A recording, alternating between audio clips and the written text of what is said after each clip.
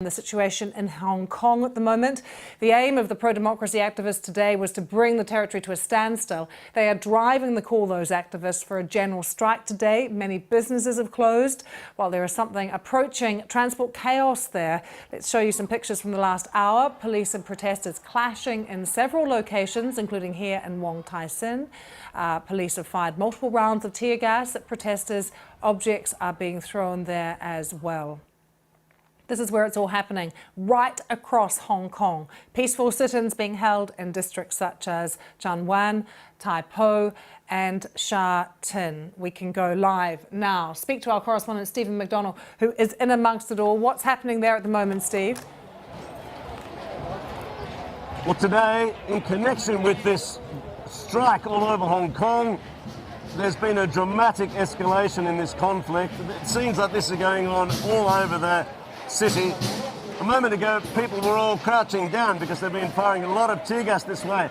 And to show you how dangerous this is, I just cupped this straight in the face from the police, some sort of probably a tear gas canister or something. And now I've switched with one of my colleagues' masks.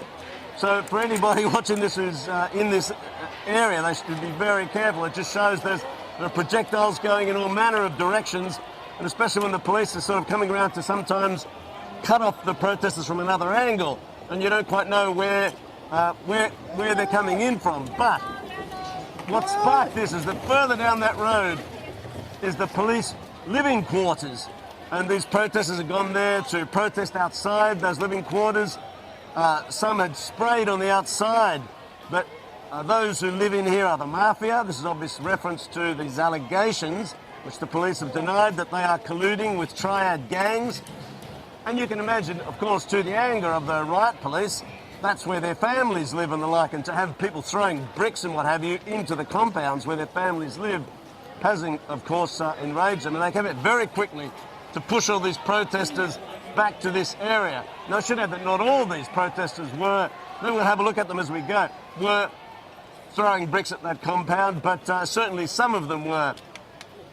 But the strategy today in connection with this strike has been to try and, well, shut down Hong Kong for a day. Flights in their hundreds have been delayed. The train system has at times come to a complete standstill.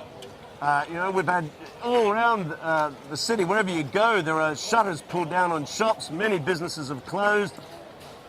Many of their staff have said they're simply not coming to work in support for the strike, the pro-democracy strike.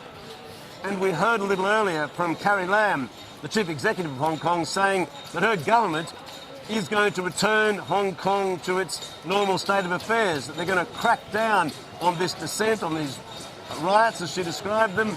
However, she gave no indication in that press conference as to how she intends to do it. There are protests taking place right across Hong Kong, Steve, not just where you are, and some of them are peaceful too. Those protesters saying they're not leaving. But take us through again what it is they actually want. So there's a series of demands. Be careful, we have one of these barricades coming through here as we're speaking.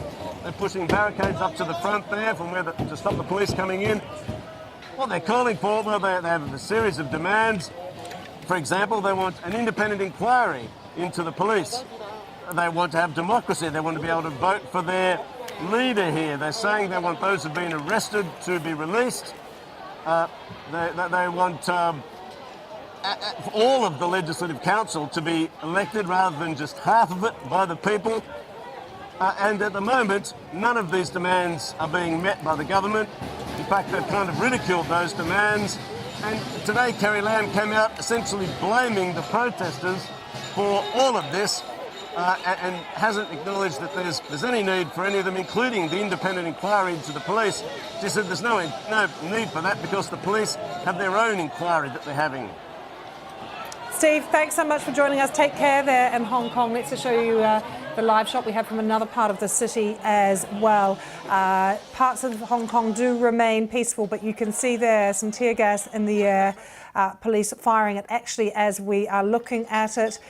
Those police clashing with pro-democracy protesters for a third straight day. And we've had responses from Carrie Lam, as Steve was saying, warning But Hong Kong, and remember it is a global financial hub, is nearing a very dangerous situation. And across Hong Kong today, a rare strike causing absolute transport chaos. Much of the city on lockdown. So we're keeping across this developing story for you, and we'll bring you the latest as it happens in Hong Kong.